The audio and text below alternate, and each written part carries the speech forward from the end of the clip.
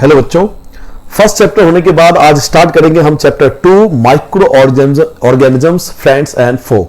मतलब micro organism जो होते हैं बच्चों वो हमारे फ्रेंड्स भी होते हैं, दोस्त भी होते हैं, हमारे लिए बेनिफिशियल भी होते हैं और कहीं ना कहीं वो फो भी होते हैं, हमारे दुश्मन भी होते हैं। कुछ माइक्रो ऑर्गेनिज्म जो हमें नुकसान भी पहुंचाते हैं। तो ये चैप्टर जो है पूरा बेसिकली माइक्रो ऑर्गेनिज्म के ऊपर है, इसके बारे में पढ़ेंगे। ये वीडियो बेसिकली बनाया इसलिए गया है ताकि आपके पूरा chapter point two point cover हो जाए। तो आपका पूरा चैप्टर एक नोट्स के फॉर्म में कवर हो जाएगा, पूरा चैप्टर आप पॉइंट टू पॉइंट समझोगे। इससे आपके जो एक्सरसाइज के क्वेश्चन है वो भी इसी पॉइंट्स में कवर हो जाएंगे। ठीक है बेटा, तो चलिए स्टार्ट करते हैं। फर्स्ट पॉइंट आपको अपनी फेयर रजिस्टर में लिखना है माइक्रो ऑर्गेनिज्म। आपसे एग्जाम में पूछा जाएगा व्हाट इज माइक्रो ऑर्गेनिज्म या हु आर माइक्रो ऑर्गेनिज्म। माइक्रोजम होते कौन है या क्या होता है माइक्रो ऑर्गेनिजम्स। तो micro organisms are the small, are too small and are not visible to the unaided eyes। Micro organism वो जीव होते हैं बच्चों जो बहुत ज्यादा छोटे होते हैं और इनको हम अनएडेड आई से, विदाउट किसी हेल्प के हम इन्हें नहीं देख सकते। यानी वो ऑर्गेनिज्म जो जिनका साइज बहुत स्मॉल होता है और उनको हम अपनी नेक्ड आई से नहीं देख सकते, which are not visible to the unaided eyes, are called micro organism. Next point है टाइप्स ऑफ माइक्रो ऑर्गेनिज्म। जब हमने समझ लिया कि माइक्रो ऑर्गेनिज्म बहुत ज्यादा छोटे होते हैं, इनको हम अनएडेड आई से नहीं देख सकते, तो इनके टाइप्स कौन कौन से हैं, कौन कौन से टाइप्स में माइक्रो ऑर्गेनिज्म पाया जाता है। तो बेसिकली माइक्रो ऑर्गेनिज्म को बच्चों 4 कैटेगरी में बांटा जाता है। Micro organisms are classified into 4 major groups. Micro organism को 4 बेसिक 4 पार्ट्स में बांटा जाता है। वो 4 पार्ट्स कौन कौन से हैं? वो पार्ट्स हैं, पहला पार्ट आता है बैक्टीरिया, देन आता है फंगी, फिर प्रोटोजोआ एंड एल्गी। तो इन 4 पार्ट्स में माइक्रो ऑर्गेनिजम्स को बांटा जाता है। अगर आपसे एग्जाम में पूछा जाता है what are the types of micro organism, तो आप इन चारों के नाम बताओगे। There are 4 types of micro organism. First bacteria, second is fungi, third is protozoa and algae. इन 4 के अलावा, इन 4 के अलावा एक टाइप का और माइक्रो ऑर्गेनिज्म पाया जाता है। Viruses are also micro organism. जो वायरसेस होता है, वायरस जो होते हैं वो भी एक माइक्रो ऑर्गेनिज्म होता है, but are different from other micro organism. परंतु वायरस की जो माइक्रो ऑर्गेनिज्म की क्वालिटी है वो अदर माइक्रो ऑर्गेनिज्म से, इन सभी चारों माइक्रो ऑर्गेनिज्म से थोड़े से डिफरेंट होते हैं वायरस। ठीक है, तो हम ये ओवरऑल बोल सकते हैं कि माइक्रो ऑर्गेनिज्म को बेसिकली 5 कैटेगरी में बांटा जा सकता है, जिसमें सबसे पहला बैक्टीरिया लिखोगे, देन फंगी, देन प्रोटोजोआ और एल्गी, और लास्ट में आप लिखोगे वायरसेस। तो 5 टाइप के आपको माइक्रो ऑर्गेनिज्म याद रखने हैं। 2 पॉइंट क्लियर हो गया बेटा। माइक्रो ऑर्गेनिजम्स वो ऑर्गेनिजम्स होते हैं जिनको हम नेक्ड आई से नहीं देख सकते, इनका साइज बहुत छोटा होता है। माइक्रो ऑर्गेनिजम्स को 5 बेसिक कैटेगरी में बांटा गया है, bacteria, fungi, protozoa, algae and virus. ठीक है, नेक्स्ट टॉपिक पे आते हैं बेटा, डिजीजेस कॉज बाय वायरस। अब बहुत सारे बीमारियां होती है जो वायरसेस की वजह से होती है। तो आपसे एग्जाम में पूछा जाएगा कि कोई 2 या 3 आपको डिजीजेस के नाम लिखने हैं जो वायरस के द्वारा होता है। यानी वायरस से होने वाले कोई 2 या 3 आपको डिजीज, बीमारियों के नाम लिखने पड़ेंगे। तो आप लिख सकते हो कोल्ड, जो कॉमन कोल्ड होता है बच्चों वो एक वायरस से होता है। इसके अलावा इन्फ्लुएंजा बीमारी जो होती है वो भी वायरस से होती है। एंड कफ वगैरह आपने देखा होगा, कफ वगैरह, खांसी वगैरह जो होती है वो भी वायरस से होती है। इसके अलावा अगर थोड़ा डिटेल में जाओगे तो एड्स एक बीमारी है, वो भी एक वायरस से होती है। और आजकल आपको पता होगा कि कोविड-19 का बीमारी चल रहा है, वो भी एक वायरस से होने वाली बीमारियां हैं। तो आपसे पूछा जाएगा वायरस से होने वाली बीमारियां, तो आप लिख सकते हो कोल्ड, इन्फ्लुएंजा, कफ, और इसके अलावा आप चाहो तो कोविड-19 का एग्जांपल लिख सकते हो या फिर एड्स का एग्जांपल भी लिख सकते हो। ये वो डिजीजेस है जो वायरस के द्वारा होती है। 4th पॉइंट पे आते हैं बेटा, डिजीजेस कॉज बाय प्रोटोजोआ। अब आपसे पूछा जाएगा कि उन डिजीजेस के नाम बताओ जो प्रोटोजोआ द्वारा होती है। प्रोटोजोआ से कौन कौन सी डिजीजेस होती है, तो कोई आपको 2 नाम जरूर याद करने हैं। तो एक तो याद रखना डाइसेंट्री एंड मलेरिया। 2 बीमारी आपको याद हो गए, एक हो गया डाइसेंट्री, ये बीमारी का नाम है dysentery, and second is malaria. ये 2 ऐसे डिजीजेस हैं बच्चों जो प्रोटोजोआ से होती है। पहले हमने क्या जाना, पहले हमने जाना वायरस से होने वाली डिजीजेस, फिर हमने जाना प्रोटोजोआ से होने वाली डिजीज। तो प्रोटोजोआ से कौन कौन सी डिजीजेस होती है, एक dysentery and second is malaria. तो आपको एग्जाम्पल याद रखना है। बेसिकली एग्जाम में क्या होता है, टेबल के फॉर्म में आ जाता है कि आपसे पूछा जाएगा वायरस से होने वाली डिजीज बताओ, प्रोटोजोआ से होने वाली डिजीज बताओ, ऐसी बैक्टीरिया से होने वाली बीमारियां बताओ। तो नेक्स्ट पॉइंट हमारा बैक्टीरिया से होने वाले डिजीजेस। तो इसमें भी आपको कम से कम 2 पॉइंट तो याद रखने हैं। तो एक तो टाइफाइड जो होता है बच्चों, आप में से भी हो सकता है कभी किसी का हुआ हो, तो याद रखना टाइफाइड बीमारी जो होती है वो बैक्टीरिया के कारण से होता है, बैक्टीरिया इसका मेन रीजन है। और दूसरा ट्यूबरक्लोसिस, जिसे हम शॉर्ट में टीबी की बीमारी बोलते हैं। टीबी आपने सुना होगा, टीबी की बीमारी, बट इसका फुल नाम जो है वो होता है ट्यूबरक्लोसिस। ट्यूबरक्लोसिस पूरा नाम है, शॉर्ट में हम इसको टीबी बोलते हैं। आपको एग्जाम में ट्यूबरक्लोसिस ही लिखना है।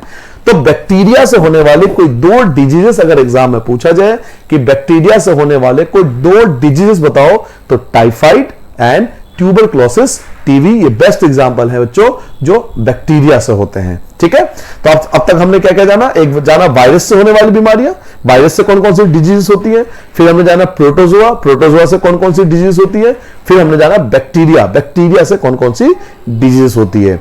नेक्स्ट है बच्चों यूनिसेलुलर ऑर्गेनिज्म। ये यूनिसेलुलर ऑर्गेनिज्म होता क्या है, देखिए पहले मैं इसका मतलब बताता हूं। यूनी होता है सिंगल, यूनी बोलते हैं सिंगल को, और सिंगल सेलुलर मतलब सेल, यानी ऐसे ऑर्गेनिज्म जो सिंगल सेल से बनते हैं, एक सेल से बनते हैं, उसे हम यूनिसेलुलर ऑर्गेनिज्म बोलते हैं।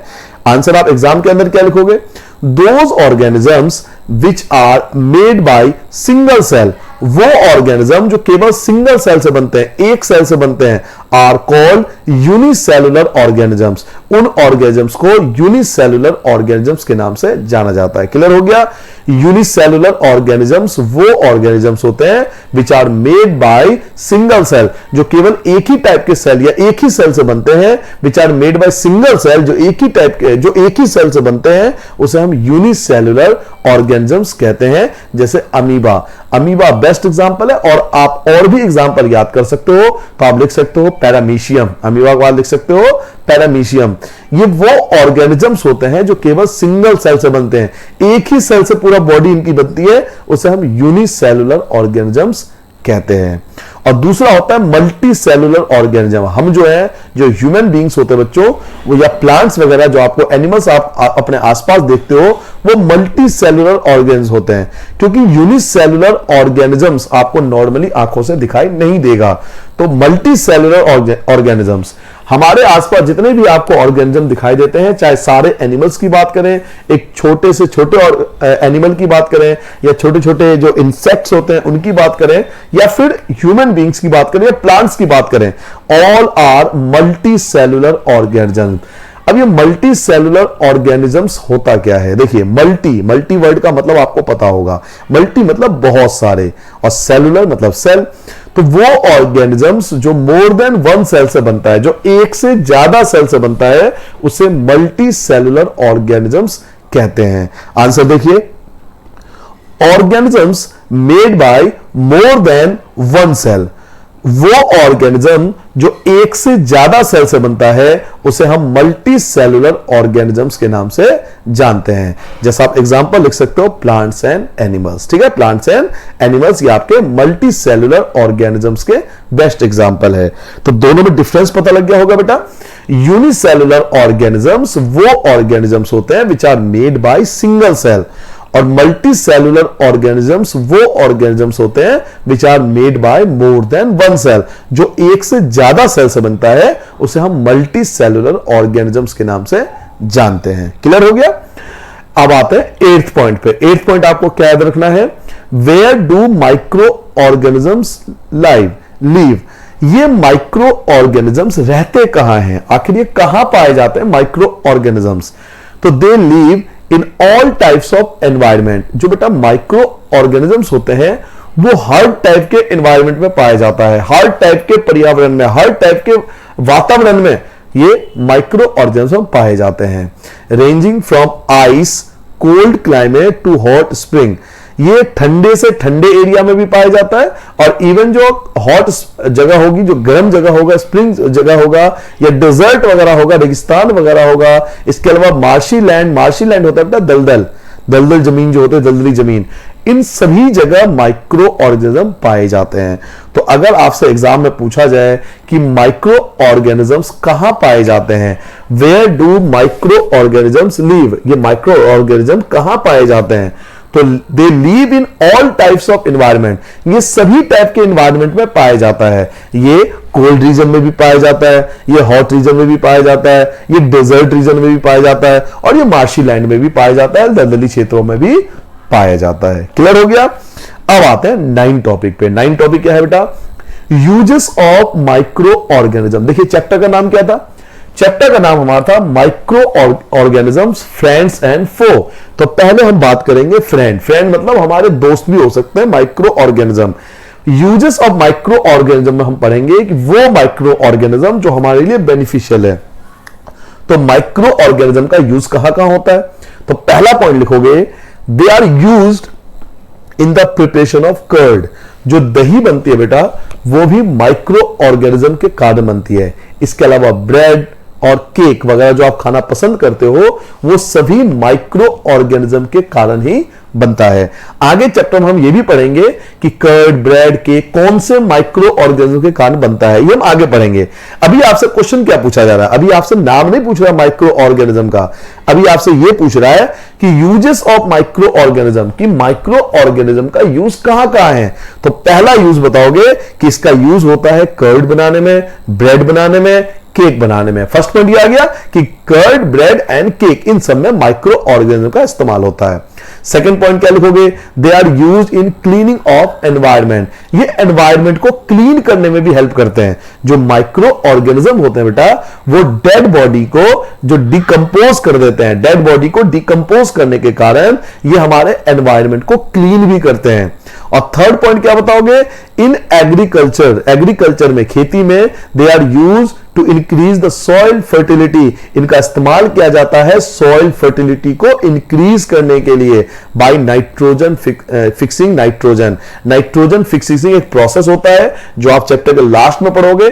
तो नाइट्रोजन फिक्सेशन द्वारा भी हम माइक्रो ऑर्गेनिज्म का इस्तेमाल करते हैं सॉइल फर्टिलिटी को, मिट्टी की उर्वरता को, मिट्टी की फर्टिलिटी को बढ़ाने के लिए भी हम माइक्रो ऑर्गेनिज्म का इस्तेमाल करते हैं। मैं चाहता तो और भी पॉइंट आपको ऐड कर सकता, बट मोस्टली एग्जाम में देखा गया है कि 3 मार्क्स से ज्यादा कभी आया नहीं यूजेस ऑफ माइक्रो ऑर्गेनिज्म। तो कम से कम 3 पॉइंट याद कर लो कि माइक्रो ऑर्गेनिज्म का कहां कहां यूज होता है।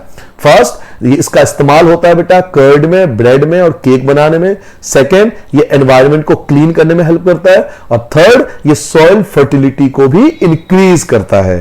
क्लियर हो गया। चलिए अब आते हैं टॉपिक नंबर 10। मैंने आपसे कहा था ना कि मैं आपको यह भी बताऊंगा कि कर्ड की फॉर्मेशन कौन से माइक्रो ऑर्गेनिज्म के कारण होता है। तो उस माइक्रो ऑर्गेनिज्म का नाम है बेटा लैक्टोबैसिलस। क्या नाम है, लैक्टोबैसिलस। ये नाम है माइक्रो ऑर्गेनिज्म का। जैसा आपका नाम भी है ना वैसे माइक्रो ऑर्गेनिज्म के नाम भी होते हैं। तो आपसे एग्जाम में पूछा जाएगा जो कर्ड होता है, दही होती है बच्चों, वो कौन से माइक्रो ऑर्गेनिज्म के कारण बनता है। तो आप आंसर दोगे lactobacillus promote the formation of curd. Curd की फॉर्मेशन जो होती है बच्चों वो लैक्टोबैसिलस नाम के माइक्रो ऑर्गेनिज्म के कारण होता है। क्लियर हो गया। तो ये हमारे थे 10 पॉइंट। अब आते हैं बेटा पॉइंट नंबर 11 पे। पॉइंट नंबर 11 क्या कहते हैं, देखिए पहले पूरा चैप्टर हम समझेंगे, उसके बाद एट द एंड मैं आपको पूरा चैप्टर का जल्दी रिवाइज भी करा दूंगा। अगर आप वीडियो को 2 से 3 बार देख लेते हो, एक मेरे वीडियो को 2 से 3 बार आप देख लो लगातार, पहले एक बार पूरा देखो फिर शुरू से देखो, तो आप देखोगे आपको पूरा चैप्टर वीडियो देखते देखते भी याद हो जाएगा। इसलिए मैं पॉइंट टू पॉइंट आपके लिए वीडियो बनाता हूं ताकि आपको आलतू फालतू देखने की आवश्यकता ना पड़े। केवल पॉइंट टू पॉइंट डिस्कस करेंगे, ये पॉइंट्स है और इसका ये आंसर है। ठीक है, देखिए पॉइंट नंबर 11 क्या है, फॉर्मेशन ऑफ केक। मैंने आपसे प्रॉमिस किया था ना कि मैं आपको यह भी बताऊंगा कि केक की फॉर्मेशन या ब्रेड की फॉर्मेशन या इडली की फॉर्मेशन या डोसा की फॉर्मेशन, है ना, कई बच्चों के मुंह में पानी आ गया होगा इतना सारा नाम सुनकर।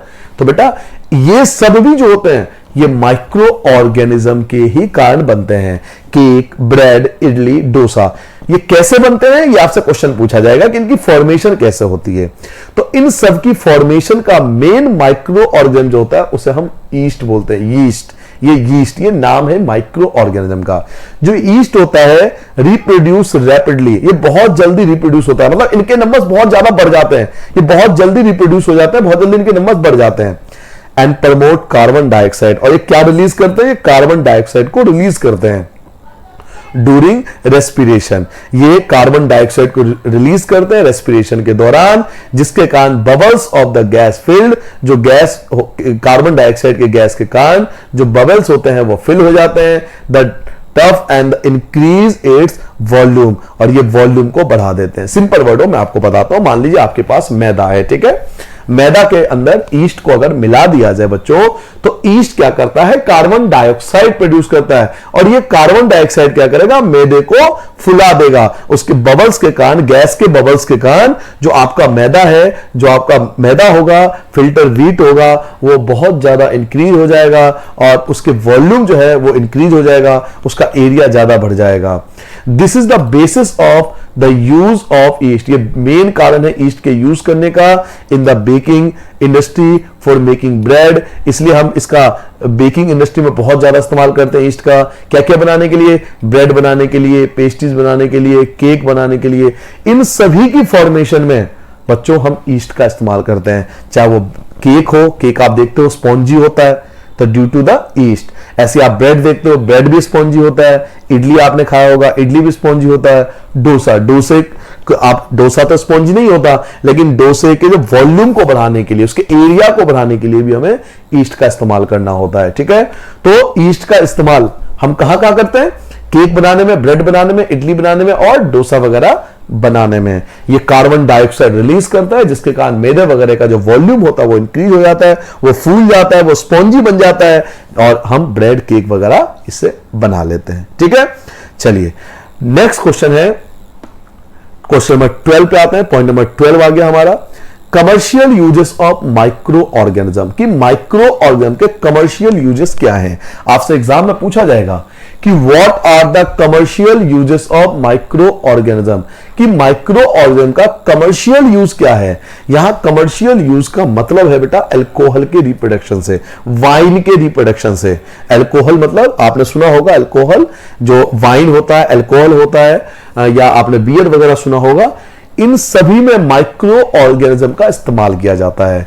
तो आपसे अगर एग्जाम में पूछा जाए what are the commercial uses of micro organism, तो micro organisms are used for the large scale production of alcohol.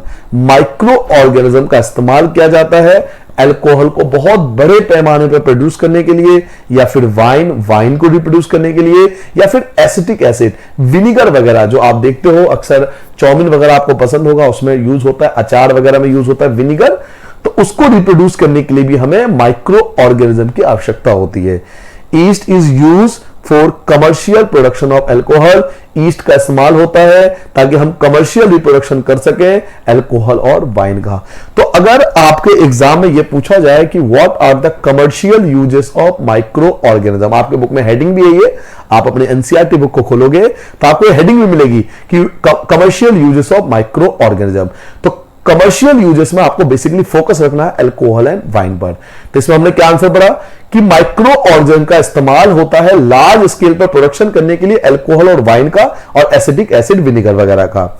इसमें जो ईस्ट होता है, ईस्ट का इस्तेमाल किया जाता है कमर्शियल प्रोडक्शन के लिए। किसके कमर्शियल प्रोडक्शन के लिए?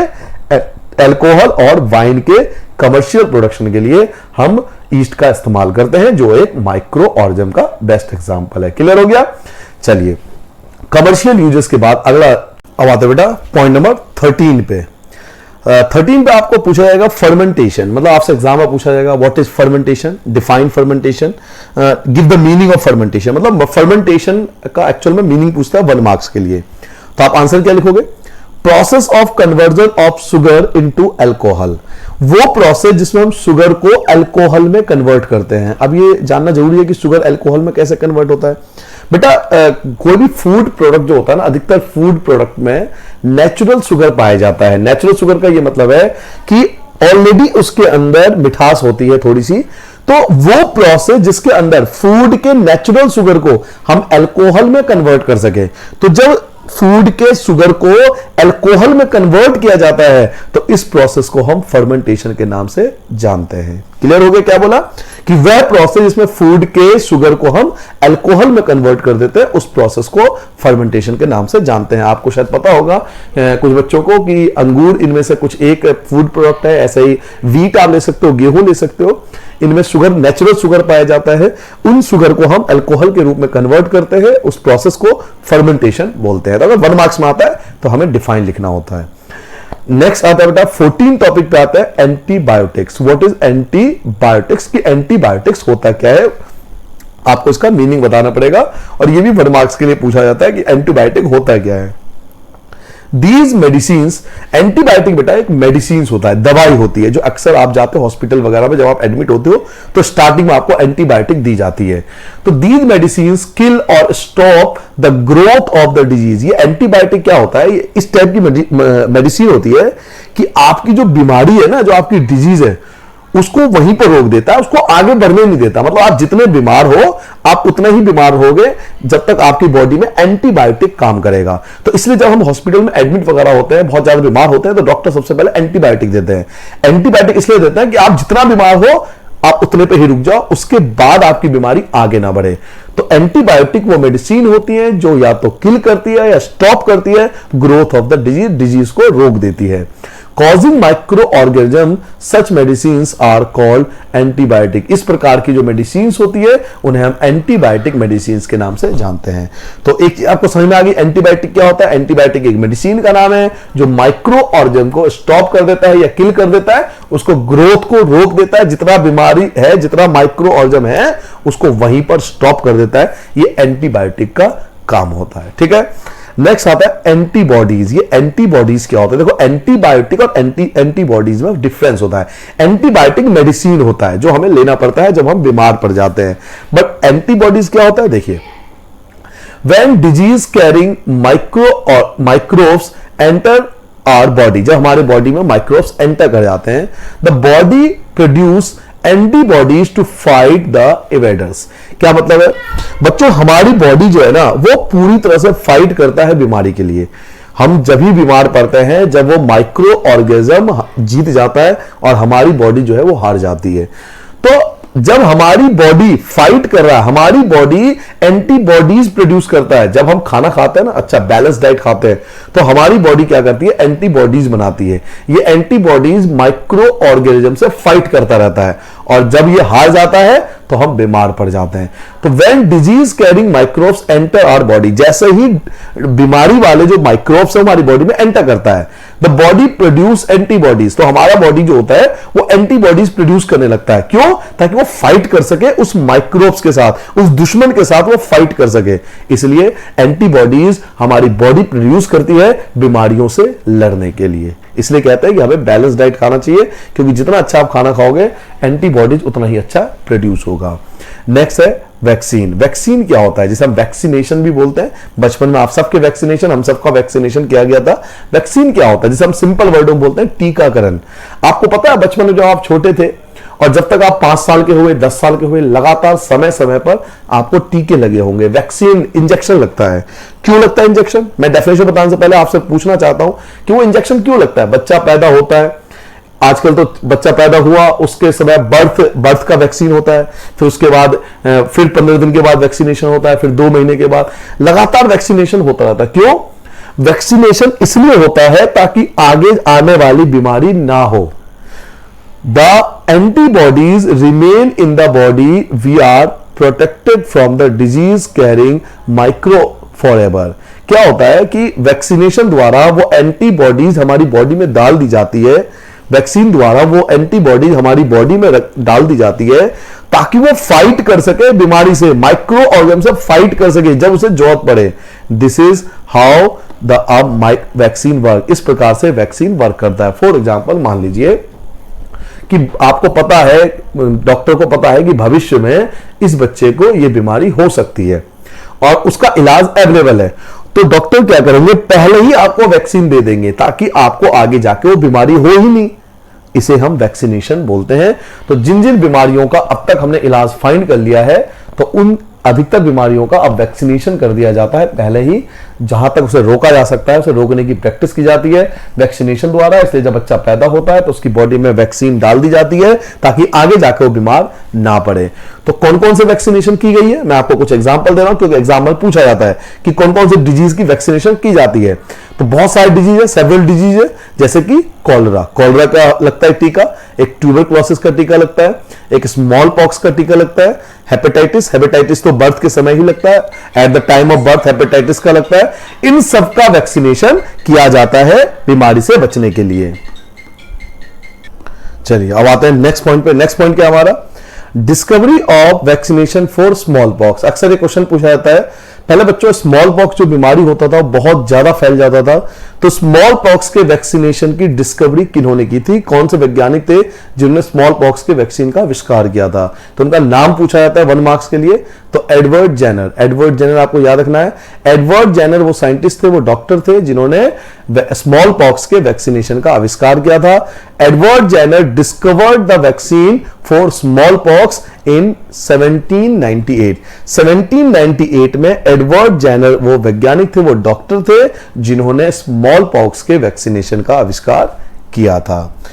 नेक्स्ट पॉइंट है बेटा, पॉइंट नंबर 18 पे आते हैं। पॉइंट नंबर 18 देखो, पॉइंट नंबर 18 क्या है, how micro organism increase soil fertility. मैंने आपको बताया था, याद होगा आपको, पॉइंट एक बताया था कि माइक्रो ऑर्गेनिज्म का इस्तेमाल सॉइल की फर्टिलिटी को भी बढ़ाने के लिए किया जाता है।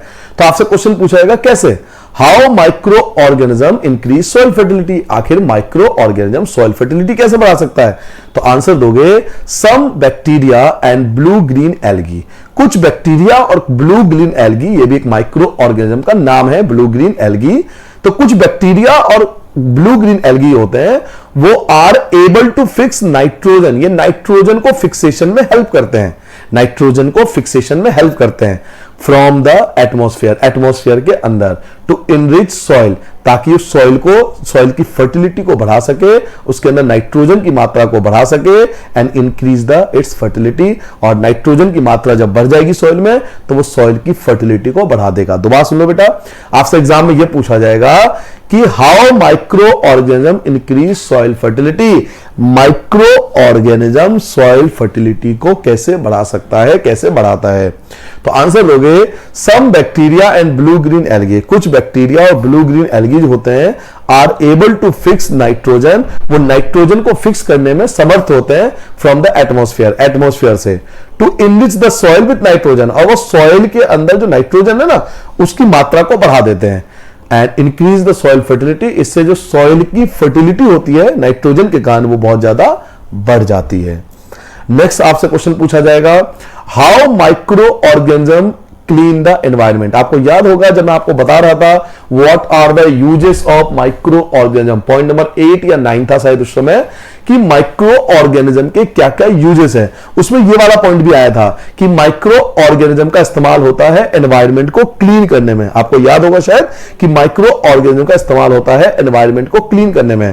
तो अब आपसे क्वेश्चन ये पूछा जा रहा है कि माइक्रो ऑर्गेनिज्म का इस्तेमाल कैसे होता है एनवायरमेंट को क्लीन करने में, तो आप आंसर दोगे micro organisms decompose dead organic waste. जो माइक्रो ऑर्गेनिज्म होते हैं वो डिकम्पोज करते हैं, किसको डिकम्पोज करते हैं, डेड ऑर्गेनिक वेस्ट। जो ऑर्गेनिज्म मर जाते हैं, एनिमल्स वगैरह या प्लांट्स वगैरह या ह्यूमन वगैरह, उनकी बॉडी को डिकम्पोज करते हैं। कौन, माइक्रो ऑर्गेनिज्म इनकी बॉडी को डिकम्पोज कर देता है, और प्लांट एंड एनिमल्स की बॉडी को, converting them into simple substance, और उनको डिकम्पोज करके सिंपल सब्सटेंस में कन्वर्ट करता है। तो एक प्रकार से वो एनवायरमेंट को तो क्लीन कर रहे हैं ना भाई। मान लीजिए कहीं पे प्लांट एनिमल की डेड बॉडी है, तो आपको पता होगा जब प्लांट एनिमल की डेड बॉडी होगी वो आसपास के एनवायरमेंट को क्या करेगा, पॉल्यूट कर देगा, खराब हो जाएगा, स्मेल बहुत ज्यादा होगी। तो वो पॉल्यूशन करे, स्मेल करे, इससे पहले ही जो माइक्रो ऑर्गेनिज्म होते हैं वो धीरे धीरे उनकी बॉडी को डिकम्पोज कर देता है, खत्म कर देता है। तो इसलिए वो एनवायरमेंट को क्लीन करने में हेल्प करते हैं। सेकेंड पॉइंट क्या है, micro organism can be use to degrade the harmful and smelly substance. जो स्मेली सब्सटेंस होते हैं, बदबूदार सब्सटेंस होते हैं, उनको भी डिकम्पोज करने में हेल्प करते हैं and thereby clean up the environment, और इस प्रकार से वो एनवायरमेंट को क्लीन करने में हेल्प करते हैं। ठीक है बेटा, तो आपको 2 पॉइंट में आंसर लिखना है। पहले पॉइंट पर आप ये बताओगे कि जो प्लांट्स एंड एनिमल्स की डेड हो जाती है उनको डिकम्पोज करने में हेल्प करते हैं माइक्रो ऑर्गेनिज्म, और सेकंड पॉइंट आप ये बताओगे कि ये जो स्मेली सब्सटेंस होते हैं, जो आप ये बोल सकते हो कि जो रिन्यूएबल सब्सटेंस होते हैं, स्मेली सब्सटेंस होते हैं, जो एनवायरमेंट को क्लीन जो बेकार कर देते हैं, उन स्मेली सब्सटेंस को क्लीन करने में हेल्प करता है माइक्रो ऑर्गेनिज्म। ठीक है, नेक्स्ट पॉइंट आपका पॉइंट नंबर आते हैं 20 पे। पॉइंट नंबर 20 क्या है बेटा? Pathogens. Pathogens, what is pathogens? Pathogens क्या होता है? पैथोजेंस किसे कहते हैं बेटा? पैथोजेंस वो माइक्रो ऑर्गेनिज्म होते हैं जो बीमारी फैलाते हैं, जो डिजीज फैलाते हैं, जो बीमारी फैलाते हैं, उन माइक्रो ऑर्गेनिज्म को पैथोजेंस के नाम से जाना जाता है। Some of the micro organism called disease in human. कुछ माइक्रो ऑर्गेनिज्म होते हैं जो क्या करते हैं? बीमारी फैलाते हैं ह्यूमंस के अंदर या फिर प्लांट के अंदर एंड एनिमल्स के अंदर। तो जो माइक्रो ऑर्गेनिज्म बीमारी फैलाएगा ना, जो डिजीज फैलाएगा, उनको हम पैथोजेंस के नाम से जानते हैं। सच डिजीज कॉजिंग माइक्रो ऑर्गेनिज्म, मतलब बीमारी फैलाने वाले माइक्रो ऑर्गेनिज्म को हम पैथोजेंस कहते हैं। पैथोजेंस क्लियर हो गया बेटा? पैथोजेंस क्या होता है? वो माइक्रो ऑर्गेनिज्म जो ह्यूमन में, प्लांट्स में और एनिमल्स में डिजीज फैलाते हैं, बीमारी फैलाते हैं, उनको हम पैथोजेंस के नाम से जानते हैं। क्लियर हो गया? पॉइंट नंबर 21 आप अपनी फेयर कॉपी में लिखोगे। Point number 21, communicable disease. कि कम्युनिकेबल डिजीज क्या होता है? पहले मैं आपको सिंपल वर्ड में बताता हूं, फिर आपको समझाऊंगा आंसर। बेटा, कम्युनिकेबल डिजीज वो डिजीज होता है जो एक डिजीज पर्सन से हेल्दी पर्सन में फैलता है। दोबारा सुन लो, कम्युनिकेबल डिजीज वो डिजीज होता है जो एक डिजीज पर्सन से एक हेल्दी पर्सन में फैल जाता है। मान लो ये व्यक्ति बीमार है, ठीक है। अब इसकी बीमारी अगर इस व्यक्ति को भी हो जाए, इसके कारण इसकी बीमारी इस व्यक्ति को भी हो जाए, तो वो कम्युनिकेबल डिजीज है। तो ऐसे डिजीज जो एक व्यक्ति से दूसरे व्यक्ति में फैल सकता है, उसे हम कम्युनिकेबल डिजीज कहते हैं। ठीक है, अब आज जानते हैं इसका मीनिंग क्या होगा। तो microbial disease that can spread from an infected person to a healthy person. जब कोई बीमारी एक इंफेक्टेड पर्सन से हेल्दी पर्सन में फैल सकता है, किसके द्वारा? एयर के द्वारा, या फिर वाटर के द्वारा, या फिर फूड के द्वारा, या फिर फिजिकल कांटेक्ट के द्वारा, इन सभी द्वारा फैल सकता है। इसको हम कम्युनिकेबल डिजीज कहते हैं। फॉर एग्जांपल, अभी आप जान रहे हो कि कोविड-19 जो कोरोना वायरस है, वो बहुत तेजी से एक व्यक्ति से दूसरे व्यक्ति में फैल रहा है। इससे बेहतर एग्जाम्पल ही नहीं हो सकता, उसे ही तो कम्युनिकेबल डिजीज कहेंगे। क्या हो रहा है कोरोना वायरस के अंदर? क्या हो रहा है कि एक व्यक्ति इंफेक्टेड हो रहा है, उसके इंफेक्शन क्या हो रहा है? किसी और में पहुंच रहा है। तो जब एक व्यक्ति से दूसरे व्यक्ति में इंफेक्शन पहुंचता है, तो उसे कम्युनिकेबल डिजीज के नाम से जानते हैं। तो कोरोना वायरस भी या कोविड-19 जो है वो एक कम्युनिकेबल डिजीज की कैटेगरी में आएगा, क्योंकि ये क्या कर रहा है? एक इंफेक्टेड पर्सन से हेल्दी पर्सन में फैल रहा है। किसके द्वारा? या तो एयर के द्वारा फैल रहा है, या वाटर के द्वारा फैल रहा है, या फूड के द्वारा, या फिर फिजिकल कॉन्टेक्ट के द्वारा पहुंच रहा है। तो इसको हम कम्युनिकेबल डिजीज बोलते हैं। ठीक है, इनके अलावा भी कुछ कम्युनिकेबल डिजीज आप नाम लिख सकते हो। कौन कौन से कम्युनिकेबल? तो examples of disease are cholera. Cholera भी एक व्यक्ति से दूसरे व्यक्ति में फैलता है। इसके अलावा कॉमन कोल्ड, आप देखते हो कॉमन कोल्ड घर में एक को होता है, फिर धीरे धीरे सबको हो जाता है, तो कॉमन कोल्ड भी एक कम्युनिकेबल डिजीज है। चिकन पॉक्स भी एक कम्युनिकेबल डिजीज है। और ट्यूबरक्लोसिस, टीबी की बीमारी भी एक कम्युनिकेबल डिजीज है। क्लियर हो गया बेटा? कम्युनिकेबल डिजीज क्या होता है? कम्युनिकेबल डिजीज वो डिजीज होती है जो एक इंफेक्टेड पर्सन से हेल्दी पर्सन में फैलता है, एयर के द्वारा, वाटर के द्वारा, फूड के द्वारा, फिजिकल कांटेक्ट के द्वारा, उसे हम कम्युनिकेबल डिजीज कहते हैं। और इसका एग्जांपल हो गया cholera, common cold, chicken pox, tuberculosis या फिर कोविड-19। नेक्स्ट आते हैं डेंगू। पूरी बीमारी के बारे में आपसे नहीं पूछेगा, आप घबराओ मत कि पूरे डेंगू के बारे में आपको जाना नहीं। आपसे केवल इतना याद रखना है कि डेंगू जो होता है वो कौन से मच्छर के काटने से होता है, कौन से मॉस्किटो के कारण होता है। आप सब जानते हो डेंगू बीमारी जो होता है मॉस्किटो के कारण होता है। तो आपको केवल इस वाले पॉइंट में नाम याद करना है कि डेंगू जो है वो किसके, कौन से मॉस्किटो के कारण होता है। तो फीमेल एडीज मॉस्किटो किसके कारण होता है बेटा? फीमेल एडीज मॉस्किटो के कारण होता है। Act as carries of dengue virus. जो डेंगू की बीमारी होती है बेटा, वो फीमेल एडीज मॉस्किटो के कारण होती है। याद रखोगे, फीमेल एडीज मच्छर जो होती हैं इनके द्वारा डेंगू की बीमारी फैलती है। नेक्स्ट है मलेरिया। मलेरिया में भी आपको इतना ही याद करना है कि कौन से मॉस्किटो के कारण होता है। आप सब जानते हो मलेरिया भी एक मॉस्किटो के द्वारा फैलने वाली डिजीज है। तो जो मलेरिया है वो होता है फीमेल एनोफ्लेज मॉस्किटो। एनोफ्लेज मॉस्किटो, देखो दोनों में क्या डिफरेंस है। देखो जो डेंगू होता है बेटा वो होता है फीमेल एडीज मॉस्किटो द्वारा, और जो मलेरिया होता है वो है फीमेल एनोफ्लीज मॉस्किटो द्वारा। दोनों मॉस्किटो द्वारा होता है लेकिन दोनों के नाम अलग अलग है। ये एडीज मॉस्किटो है, ये एनोफ्लीज मॉस्किटो है। ठीक है, तो दूसरी बात, डेंगू एक वायरस की कैटेगरी में आता है, मलेरिया एक पैरासाइट की कैटेगरी में आता है। चलिए जी, तो हाउ टू कंट्रोल मॉस्किटो। आप अक्सर देखते हो जब बारिश का मौसम आने वाला होता है तो गवर्नमेंट वगैरह या आपके स्कूल वगैरह में अक्सर बताया जाता है कि हमें मॉस्किटो को रोकना बहुत जरूरी है। तो मॉस्किटो को रोकने के कौन कौन से मेथड है, किस किस द्वारा हम मॉस्किटो को रोक सकते हैं। तो पहला पॉइंट आप क्या लिखोगे, one should not let water collect anywhere. हमें पानी को इकट्ठा नहीं होने देना है। कहां, कूलर के अंदर, टायर्स के अंदर और फ्लावर पॉट के अंदर। इनके अंदर पानी को बिल्कुल भी इकट्ठा होने नहीं देना, क्योंकि हम सब जानते हैं कि मॉस्किटो का जो जनरेशन का मॉस्किटो जो रिप्रोड्यूस करता है वो पानी के अंदर रिप्रोडक्शन करता है। उसके बच्चे जो होते हैं वो पानी के द्वारा ज्यादा उनकी रिप्रोडक्शन में बढ़ जाती है। तो हमें पानी को इकट्ठा नहीं होने देना, ना कूलर के अंदर, ना टायर के अंदर, ना फ्लावर पॉट के अंदर। इसके अंदर बिल्कुल भी पानी इकट्ठा नहीं होने देना। सेकंड पॉइंट क्या लिखोगे, by keeping the surrounding clean. हमें अपने आसपास की बिल्कुल सफाई रखनी है, एंड ड्राई, और बिल्कुल सूखा रखना है। We can prevent mosquito from breeding. हम बचा सकते हैं मॉस्किटो को ब्रीडिंग होने से रोक सकते हैं। तो अगर आपसे एग्जाम में ये आ जाए कि हाउ टू कंट्रोल मॉस्किटो, आप मॉस्किटो को कैसे कंट्रोल करोगे, तो आप दो मेथड लिख सकते हो मॉस्किटो कंट्रोल करने का। पहला आप मेथड लिखोगे कि हमें कहीं भी वाटर को कलेक्ट नहीं होने देना, वाटर के बारे में, और दूसरा पॉइंट लिखोगे हमें आसपास, अपने घर के आसपास क्लीन एंड ड्राई रखना है, साफ और सूखा रखना है, ताकि मॉस्किटो ब्रीड ना कर पाए, उसके बच्चे ना हो।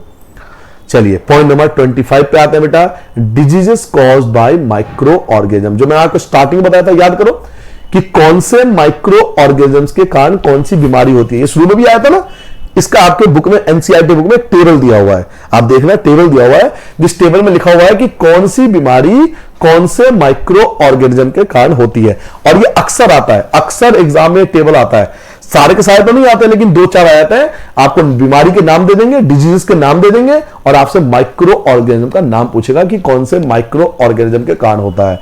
तो सबसे पहले ट्यूबरक्लोसिस, टीबी आपको पहले ही बताया था, ये होता है बैक्टीरिया के कारण। ऐसे ही मिल्सिस, चिकन पॉक्स एंड पोलियो, ये तीनों बीमारी होती है बेटा वायरस के कारण। क्लियर हो गया। ऐसे ही आपका नेक्स्ट पॉइंट हो गया बैक्टीरिया के कारण, कॉलरा होता है बैक्टीरिया के कारण। आपका टाइफाइड, टाइफाइड भी होता है बैक्टीरिया के कारण, टाइफाइड भी होता है बैक्टीरिया के कारण। हेपेटाइटिस, हेपेटाइटिस की जो बीमारी होती है वो होता है वायरस के कारण। और मलेरिया, मलेरिया की बीमारी जो होती है प्रोटोजोआ के कारण। तो ये आपके एनसीईआरटी बुक में टेबल के फॉर्म में दिया हुआ है कि कौन सा डिजीज कौन से माइक्रो ऑर्गेनिज्म के कारण होता है। और कई सारे कंपटीशन एग्जाम में जब आप बड़े हो जाओगे, जब आप किसी स्कूल के कंपटीशन एग्जाम दोगे, जैसे आप सब जानते हो कि स्कूल के एंट्रेंस एग्जाम होते हैं, तो वहां ये क्वेश्चन बहुत ज्यादा आता है। तो आपको उस एग्जाम की तैयारी के लिए भी टेबल याद रखना है कि कौन सा डिजीज कौन से माइक्रो ऑर्गेनिज्म के कारण होता है। तो सारी बीमारी को मैंने एक जगह टेबल बना दिया ताकि आपको जल्दी से याद हो सके। चलिए पॉइंट नंबर 26 पे आते हैं, फूड पॉइजनिंग। ठीक है बेटा, फूड पॉइजनिंग क्या होता है। चलिए, food poisoning could be due to the consumption of food spoiled by some micro organism. ये फूड पॉइजनिंग होता क्या है, देखो फूड पॉइजनिंग मतलब फूड, अगर खाना जहर बन जाए तो उसे फूड पॉइजनिंग बोलेंगे। तो ये क्यों होता है, फूड पॉइजनिंग होता क्यों है। तो food poisoning could be due to the consumption of food spoiled by some micro organism. कभी कभार फूड के ऊपर माइक्रो ऑर्गेनिज्म अटैक कर देते हैं, जो हमें नहीं पता चलता, क्योंकि हमने चैप्टर के स्टार्टिंग में क्या पढ़ा था कि हम माइक्रो ऑर्गेनिज्म को देख नहीं सकते। तो माइक्रो ऑर्गेनिज्म ने फूड पर अटैक कर दिया और आपको तो पता नहीं, और आपने उस फूड को कंज्यूम कर लिया, कंजम्पशन कर ली, खा लिया उसे, तो आपको फूड पॉइजनिंग हो जाएगी, आप बीमार पड़ जाओगे। Micro organism that grow on our food sometimes produce toxic substance. जब माइक्रो ऑर्गेनिज्म जो हमारे फूड पर अटैक करते हैं वो टॉक्सिक सब्सटेंस प्रोड्यूस करते हैं, जहरीले सब्सटेंस प्रोड्यूस करते हैं।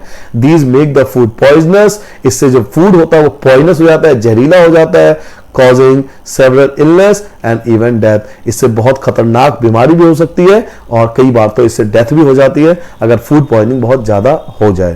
तो आपको इसमें 2 पॉइंट एक्सप्लेन करना है। अगर आपसे पूछा जाए व्हाट इज फूड पॉइजनिंग तो आपको इसमें 2 पॉइंट एक्सप्लेन करना है बेटा। पहला पॉइंट क्या एक्सप्लेन करोगे कि फूड पॉइजनिंग होता इसलिए है ताकि हम फूड कंजम्पशन वो वाले फूड खा लेते हैं जो माइक्रो ऑर्गेनिज्म जिन पर अटैक करता है, और जब माइक्रो ऑर्गेनिज्म इन पर अटैक करता है तो वो टॉक्सिक सब्सटेंस, टॉक्सिक मतलब जहरीले सब्सटेंस प्रोड्यूस करता है। इससे फूड जो होता है जहरीला हो जाता है, पॉइजनस हो जाता है, जिसके कारण बहुत ज्यादा बीमारी हो सकती है या फिर डेथ भी हो सकती है।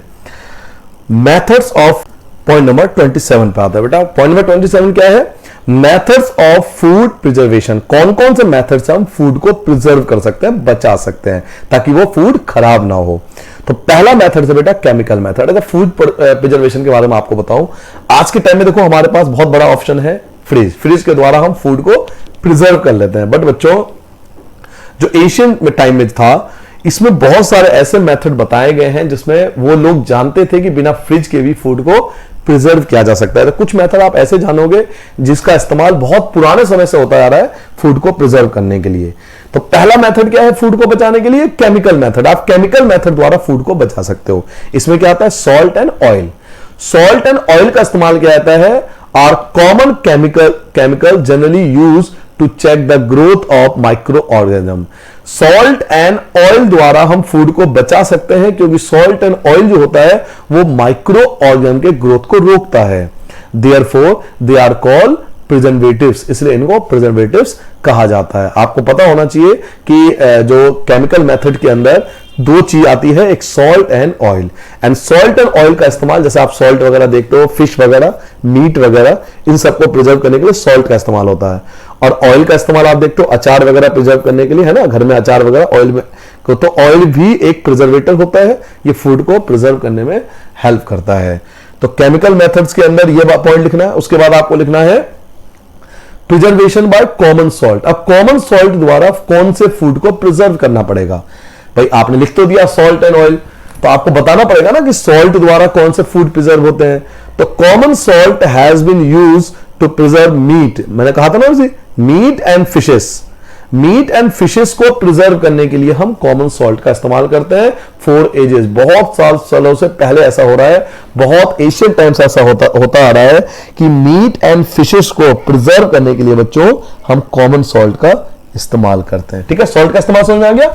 मीट एंड फिशेस को प्रिजर्व करने के लिए हम कॉमन सॉल्ट का इस्तेमाल करते हैं। Preservation bye sugar. अब चीनी का भी इस्तेमाल होता है। कहां होता है? तो जैम्स। अब सबने जैम्स खाए होंगे, जेली खाए होंगे, आपने खाए होंगे सब, एंड स्क्वैशेस, ये सब कुछ है। टॉफी वगैरह आपने देखे होंगे ना। टॉफी वगैरह कितने हो, 4 महीने, 3 महीने, 2 महीने पहले के होते हैं, फिर भी आप इजीली खा पाते हो। क्यों? क्योंकि उन्हें प्रिजर्व किया गया है शुगर द्वारा। जैम्स, जेलीज, स्क्वैशेस, टॉफी वगैरह, चॉकलेट्स वगैरह, इन सबको प्रिजर्व कर सकते हैं हम शुगर द्वारा। तो शुगर द्वारा भी बहुत सारे फूड को प्रिजर्व किया जा सकता है। नेक्स्ट आता है preservation by oil and vinegar. कि ऑयल एंड विनेगर द्वारा, देखिए जरूरी है कि सारी चीजें, एक चीज और मैं बता दूं, जरूरी नहीं है आपके एग्जाम में कि सारे पूछे कि केमिकल मेथड द्वारा बताओ, या फिर कॉमन सॉल्ट द्वारा बताओ, या फिर शुगर द्वारा बताओ, या फिर विनेगर या ऑयल द्वारा बताओ। नहीं, सारे नहीं आते, इनमें से 2 या 3 आते हैं। आपको बकायदा लिख के देगा एग्जाम में कि ऑयल एंड विनेगर द्वारा कौन से फूड प्रिजर्व होते हैं, सॉल्ट द्वारा कौन से फूड प्रिजर्व होते हैं, शुगर द्वारा कौन से फूड प्रिजर्व होते हैं, आपको नाम बताना पड़ेगा। तो oil and vinegar, use of oil and vinegar prevent spoiling of pickles. अचार वगैरह को बचाने के लिए क्या आता है? Because bacteria can not live in such environment. क्योंकि बैक्टीरिया इस कंडीशन में रह ही नहीं सकता। ऑयल एंड विनेगर जिस चीज में मिला दोगे ना आप, उसके अंदर बैक्टीरिया जिंदा ही नहीं रह सकता। इसलिए ऑयल एंड विनेगर का इस्तेमाल किया जाता है अचार वगैरह बनाने में, तो फूड को प्रिजर्व करने में हेल्प करता है। और फूड को कैसे प्रिजर्व कर सकते हैं? तो स्टोरेज एंड पैकिंग। हम स्टोरेज एंड पैकिंग द्वारा भी फूड को प्रिजर्व कर सकते हैं। कैसे? आप जाते हो, आप देखते हो बहुत सारी चीज ऐसी है जो फ्रिज में रखा जाता है ना, स्टोरेज करके रखा जाता है। और बहुत सारी चीज ऐसे देखो बिल्कुल टाइटली पैक होकर आता है। बिस्कुट वगैरह, चिप्स वगैरह आप देखते हो पैकिंग होकर आती है। तो फ्रूट्स वगैरह भी आजकल पैक होकर आ रहा है, वेजिटेबल्स वगैरह आजकल पैक होकर आ रहा है, तो ड्राई फ्रूट्स वगैरह। तो इन सबको स्टोरेज एंड पैकिंग द्वारा हम प्रिजर्व कर सकते हैं। तो दीज डेज ड्राई फ्रूट्स आ गया ना, ड्राई फ्रूट्स आ गया, एंड इवन वेजिटेबल्स आ गया, are sold in seal air tight packet. इनको एयर टाइट पैकर में, सील एयर टाइट पैकर में बेचा जाता है to prevent into the attack of microbes, ताकि इनके ऊपर माइक्रोब्स का हमला ना हो सके। क्लियर हो गया बेटा? तो बताओ कौन कौन से मेथड से हम फूड प्रिजर्व कर सकते हैं। एक बार दोबारा रिपीट कर देता हूं। केमिकल मेथड, केमिकल मेथड में आपको सॉल्ट एंड ऑयल के बारे में बताना है। कॉमन सॉल्ट में आपको मीट एंड फिशेस के बारे में बताना है। शुगर के में आपको जैम्स, जेली और स्क्वैशेस के बारे में बताना है। ऑयल एंड विनेगर में आपको पिकल्स के बारे में बताना है। स्टोरेज एंड पैकिंग में आपको ड्राई फ्रूट, वेजिटेबल, फ्रूट्स के बारे में बताना है। ठीक है, नेक्स्ट टॉपिक बात है बेटा पास्चराइजेशन। ये पास्चराइजेशन क्या होता है? एक काम करना, आपके घर में मिल्क आता होगा, कोई भी कंपनी का मिल्क आता हो, आप आज जाके चेक कर लेना। अक्सर जब हम पैक मिल्क खरीदते हैं, अमूल या मदर डेयरी या आनंदा, पारस, ये सब कुछ कंपनियों के नाम है, इनके जो हम मिल्क के पैकेट खरीदते हैं उस पर वर्ड लिखा होता है बेटा पास्चराइज्ड मिल्क। ये पास्चराइज्ड मिल्क होता क्या है? पास्चराइज्ड मिल्क वो मिल्क होता है बेटा जिनको पहले बॉईल किया जाता है, फिर एकदम से ठंडा कर दिया जाता है। क्यों सर जी? देखो, कुछ बैक्टीरिया जो है वो हीट की वजह से मर जाएंगे और कुछ बैक्टीरिया जो है वो ठंडे के कारण मर जाएंगे। तो दोनों प्रोसेस के द्वारा बैक्टीरिया खत्म हो जाते हैं और आपका मिल्क जो होता है वो पीने लायक बन जाता है। इसलिए इसको इस मेथड की जो खोज की थी वो लुईस पास्कल, एक वैज्ञानिक का नाम है लुईस पास्चर वैज्ञानिक ने की थी, इसलिए इसको पास्चराइजेशन मेथड बोलते हैं। तो ये तो बेसिक जानकारी हो गई। अब मैं आपको बताता हूं पेपर में आंसर क्या लिखोगे। The milk is heated to 70 degree Celsius. पहले दूध को 70 डिग्री सेल्सियस पे गर्म करते हैं फॉर 15 to 30 सेकेंड, 15 से 30 सेकेंड के लिए इतने डिग्री तक गर्म करते हैं। एंड देन सडनली, और तुरंत ही चिल्ड एंड स्टोर्ड, उसको बिल्कुल ठंडा कर देते हैं, उसे बिल्कुल ठंडा कर देते हैं ताकि बैक्टीरिया गर्मी के कारण और ठंड के कारण, दोनों रीजन के कारण आपका बैक्टीरिया बिल्कुल खत्म हो जाए और आपका दूध पीने योग्य बन जाए। बाय डूइंग सो, ऐसा करने से it prevent the growth of microbes, ये माइक्रोब्स की ग्रोथ को रोकता है। This process was discovered by Lewis pasture, इसकी डिस्कवरी की थी सबसे पहले वैज्ञानिक थे लुईस पास्चर ने, इसलिए इसका नाम पास्चराइजेशन मेथड पड़ गया। तो आज के बाद कभी भी आप पैक मिल्क खरीदोगे, अगर मिल्क का पैकेट खरीद के लाना तो आप जरूर चेक कर लेना, उस पर लिखा होगा पास्चराइज्ड मिल्क। घर में है तो अभी चेक कर लो, जाके देखो उस पर पास्चराइज्ड मिल्क लिखा हुआ है नहीं लिखा हुआ। पास्चराइज्ड मिल्क का मतलब है बेटा उस मिल्क को 70 डिग्री सेल्सियस पे हीट करते हैं, फिर अचानक से उसे ठंडा कर देते हैं। इसकी डिस्कवरी सबसे पहले लुईस पास्चर ने की थी, इसलिए इसको पास्चराइजेशन मेथड के नाम से जाना जाता है। क्लियर हो गया? अब आते हैं पॉइंट नंबर 29 पे, नाइट्रोजन साइकिल। इसमें नाइट्रोजन साइकिल तो देखो बहुत बड़ा साइकिल होता है, ये 9th क्लास में पूरा डिटेल इसके बारे में, नाइट्रोजन साइकिल के बारे में पूरा डेप्थ स्टडी है 9th क्लास में। अभी 8th क्लास में क्या है, आपको केवल एक टेबल याद रखना है। ये टेबल आपके एनसीईआरटी बुक में बना हुआ है, जिसमें आपको केवल ये टेबल बनाना है। मैं छोटा करके दिखा देता हूं आपको।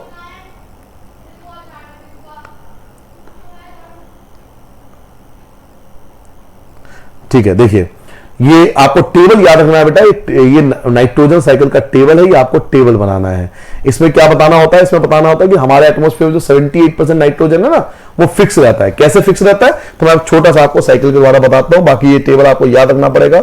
देखिए, एटमॉस्फेयर में जितने भी नाइट्रोजन होते हैं, एटमॉस्फेयर में हमारे जितने भी नाइट्रोजन होते हैं, ध्यान से देखना बेटा, ये नाइट्रोजन क्या होता है? नाइट्रोजन फिक्सेशन की जाती है, नाइट्रोजन फिक्सेशन की जाती है। किसके द्वारा फिक्सेशन की जाती है? इस बॉक्स में लिखा हुआ है, nitrogen fixing bacteria and blue green algae fix atmosphere nitrogen. ये जो 78% नाइट्रोजन है वो कौन फिक्स करता है? वो फिक्स करता है बैक्टीरिया और ब्लू ग्रीन एल्गी, ये फिक्स रखता है 78% पे। इनमें से जो बैक्टीरिया होते हैं, ये वाला पॉइंट आएगा, bacteria in turn fix nitrogen into nitrogenous compound. जो बैक्टीरिया होता है वो नाइट्रोजन को नाइट्रोजस कंपाउंड के रूप में फिक्स रखता है। नेक्स्ट पॉइंट आप क्या होगा? इस टेबल के बाद ये वाला टेबल आता है, क्या लिखा हुआ है कि compound of nitrogen in the soil. इसमें से वो भी नाइट्रोजन आता है जो सॉइल में पाया गया है, जो आपको स्टार्टिंग में बताया था सॉइल फर्टिलिटी के लिए, तो वो भी नाइट्रोजन इसमें आ जाएगा। इसके बाद ये कहां जाता है? इसके बाद ये कन्वर्ट होता है अगले स्टेप के लिए। इसके बाद ये जाता है bacteria turns compound of nitrogen into gaseous nitrogen. वो जो नाइट्रोजन था वो वापस कन्वर्ट कर दिया था गैस वाले नाइट्रोजन में। ये तो सॉइल में था, ये नाइट्रोजन सॉइल के अंदर था, इसको वापस कन्वर्ट कर दिया जाता है गैसेस फॉर्म में, गैस फॉर्म में कन्वर्ट कर दिया जाता है, और जैसे ही गैस फॉर्म में कन्वर्ट होगा ये वापस आपका एटमॉस्फेयर में नाइट्रोजन वापस आ जाएगा। तो सबसे पहले नाइट्रोजन था, नाइट्रोजन को फिक्सेशन करा, किसने फिक्सेशन करा? बैक्टीरिया और ब्लू ग्रीन एल्गी ने। फिर बैक्टीरिया ने क्या करा, उसे नाइट्रोजन कंपाउंड में चेंज करा, नाइट्रोजस कंपाउंड में चेंज करने के बाद सॉइल में गया, सॉइल ने उसका इस्तेमाल करा, फिर सॉइल जब इस्तेमाल कर लेगा वो प्लांट में जाएगा, प्लांट का इस्तेमाल हम लोग कर लेंगे, तो वो जो नाइट्रोजन है वो नाइट्रोजन गैस में कन्वर्ट हो जाएगा और वापस ये एटमॉस्फेयर में पहुंच जाएगा। एक रास्ता तो ये है। दूसरा रास्ता क्या है? दूसरा रास्ता यह है कि नाइट्रोजन को फिक्स करता है लाइटनिंग। लाइटनिंग समझते हो? जब बिजली चमकती है, बारिश के मौसम में लाइटनिंग होती है, तो वो भी नाइट्रोजन को फिक्स करता है। जब बैक्टीरिया नाइट्रोजन को फिक्स करता है तो ये वाला स्टेप होता है, ये जो आपने बाहर वाला स्टेप पढ़े। लेकिन अगर लाइटनिंग की वजह से अगर लाइटनिंग के कारण, अगर बिजली चमकने के कारण अगर नाइट्रोजन फिक्स हुआ है ना, तो इसके बाद डायरेक्ट स्टेप ये वाला आ जाता है। कौन सा? सॉइल। डायरेक्ट वो सॉइल में जाएगा, फिर वापस वही स्टेप रिपीट होगा। सॉइल में जाने के बाद फिर वो सॉइल में चला गया, फिर वो नाइट्रोजन गैस बन जाएगा, फिर वो एटमॉस्फेयर में पहुंच जाएगा। ठीक है। इसके अलावा एक स्टेप और लागू होता है कि ये जब सॉइल में गया था, जब ये सॉइल में मिल गया, देखो दोनों तरीके, नाइट्रोजन फिक्सेशन दो प्रकार से हुआ, ध्यान से देखो, नाइट्रोजन फिक्सेशन दो प्रकार से हुआ ना। एक नाइट्रोजन फिक्सेशन हुआ बैक्टीरिया के कारण और ब्लू ग्रीन एल्गी के कारण, और एक नाइट्रोजन फिक्सेशन हुआ किसके कारण? लाइटनिंग के कारण। दोनों ही केस में वो नाइट्रोजन कंपाउंड बन के सॉइल के पास गए। लेकिन ये सॉइल के जाने के बाद होता क्या है, ये देखिए। इसके बाद 3 स्टेप बनता है। पहला, ये वाला स्टेप या तो इस फॉर्म में कन्वर्ट हो जाएगा, या फिर वो देखो, जितने भी सॉइल में नाइट्रोजन गए उसका इस्तेमाल किसने किया? प्लांट ने किया। जितने भी नाइट्रोजन सॉइल में गए उनका इस्तेमाल किसने करा? प्लांट ने करा। प्लांट को किसने खाया? प्लांट को खाया एनिमल्स ने। प्लांट को किसने खाया? एनिमल्स ने। और ये एनिमल्स कभी तो खत्म होंगे ना, एनिमल्स की कभी तो मौत होगी ना, या जब भी मौत होगी तो वापस क्या होगा? नाइट्रोजियस वेस्ट, जो हमारी बॉडी में नाइट्रोजियस वेस्ट है, वो वापस क्या हो जाएगा? डेथ के बाद वापस सॉइल में मिल जाएगा। जितने भी बॉडी में नाइट्रोजन वेस्ट होगा वापस डेथ होने के बाद वापस सॉइल में मिल जाएगा। फिर सॉइल में मिलने के बाद क्या हुआ? वो गैस में कन्वर्ट हो जाएगा, और गैस में कन्वर्ट होने के बाद एटमॉस्फेयर में पहुंच जाएगा। हालांकि इसके बारे में डेप्थ स्टडी जो है वो 9th में है, तब मैं आपको बताऊंगा कि नाइट्रोजन साइकिल कैसे वर्क करता है। अभी आपको केवल ये टेबल याद रखना है। ठीक है बेटा, तो ये था आपका पूरा chapter 2 micro organism friends and foe, जिसके बारे में हमने जाना कि कुछ माइक्रो ऑर्गेनिज्म फायदेमंद भी होते हैं और कुछ नुकसान भी करते हैं। तो आई होप आपको चैप्टर क्लियर हो गया होगा। सभी पॉइंट्स आपको फेयर कॉपी में नोट करना है, पॉइंट टू पॉइंट, और इन्हीं पॉइंट्स के बेसिस पर आप कोई भी यूटी टेस्ट एग्जाम आपका किसी भी लेवल का हो आप इजीली दे पाओगे। इससे क्या फायदा हुआ? आपको एक नोट्स के फॉर्म में पूरा चैप्टर मिल गया, आपने नोट्स तैयार कर लिया, आप किसी भी एग्जाम की तैयारी बैठ के आराम से कॉपी से कर सकते हो अगर आपके पास ये पूरा तैयार हो। ठीक है बेटा, तो सबको नमस्ते बेटा, ध्यान से काम पढ़ना।